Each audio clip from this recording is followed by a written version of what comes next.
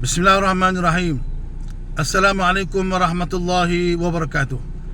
Muslimin, muslimat, sahabat-sahabat, mudah-mudahan anda semua dimurahkan rezeki, dipanjangkan umur oleh Allah Subhanahu wa taala. Muslimin yang sebenarnya, saya sahabat anda dalam motivasi, Abu Hasan Al-Asy'ari. Muslimin yang saya muliakan, kita sepatutnya sangat bersyukur kerana kita ni adalah umat yang terbaik. Umat Islam di mana pun berada adalah umat yang terbaik. Disebut dalam Quran, kuntum khairu ummatin ukhrijat linnas ta'muruna bil ma'ruf wa tanhauna 'anil munkar wa tu'minuna billah. Allah sebut kamu adalah sebaik-baik umat yang kami lahirkan, yang kami keluarkan. Apa tujuan?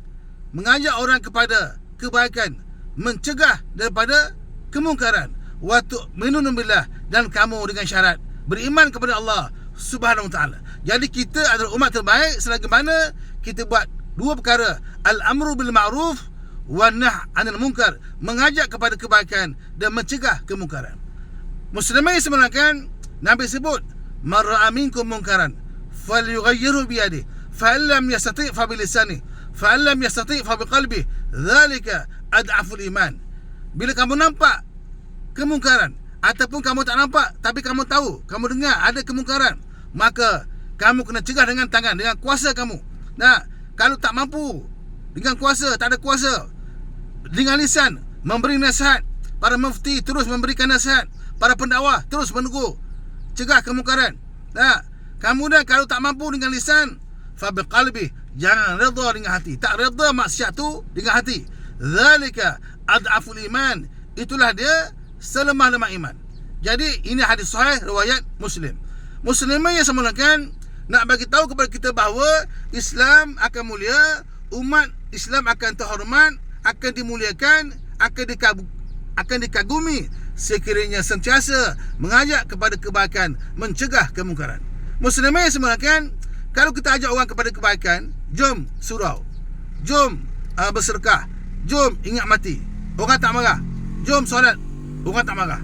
Tetapi bila mana kita sebagai pendakwah, sebagai da'i, bila kita sebagai imam mula ajak orang mencegah kemungkaran, kamu dedah aurat, kamu jangan dedah aurat, kamu jangan merokok, kamu jangan rasuah, mengapa kamu tak puasa? Bila kita mula mengapa kamu nak buka pusat pelacuran, kenapa kamu berjudi, kenapa kamu minum arak? Bila kita mula ajak orang, cegah orang jangan buat maksiat, mulalah musuh-musuh akan memerangi kita. Nabi Muhammad dulu, kalau manusia, kalau Nabi ajak orang tawaf, Nabi ajak orang sama Allah, Abu Jahal, Abu Lahab tak marah. Tapi bila Nabi kata jangan sembah berhala, maka mulalah penentangan daripada Abu Jahal, Abu Lahab, Abu Sufyan dan seumpamanya. Jadi sebagai da'i, sebagai pendakwah, sebagai orang agama yang suka mengajak kepada kebenaran, mencegah maksiat, kita mesti ada petuanya. Kita mesti ada ayat-ayat supaya Allah jaga kita, Allah lindungi kita. Muslimin yang saya mulakan, saya nak share dengan tuan-tuan ayat penunduk supaya musuh, orang-orang munafik, orang-orang yang anti agama, hormat kita, takut pada kita dan gurau dengan kita. Apakah ayatnya? Ayatnya surah At-Taubah ayat 51. Surah At-Taubah ayat 51. Baca, bismillahirrahmanirrahim. Qul lan yusibana illa ma kataballahu lana. Saya ulang lagi sekali. Qul lan yusibana illa ma kataballahu lana. Yang bermaksud tidak akan memberikan mudarat dan bahaya kecuali yang Allah telah tetapkan. Kalau kita nak pergi jumpa orang, nak pergi berdakwah, nak mungkin ada orang tak suka kita, maka bacalah doa ni yang saya baca tadi. Qul la yusibana illa ma kataballahu lana. Tidak akan memberikan mudarat, bahaya kepada kita kecuali apa yang Allah tetapkan. Huwa maulana, Allah lah penjaga kita. Muslimin yang semulakan, jadi sebagai da'i, sebagai pendakwah, bila kita ajak orang kebaikan, orang tak suka, orang benci, orang kutuk. Kita ajak orang solat subuh berjemaah ramai-ramai pun orang kutuk, macam apa yang berlaku pada Alif Satar, orang kutuk dia. Tapi bila Rosyamno, jom kita buka pusat pelacuran, ada pula yang sokong dia. Jadi pelik. Jadi sebagai pendakwah, kita kena kental amal doa tadi.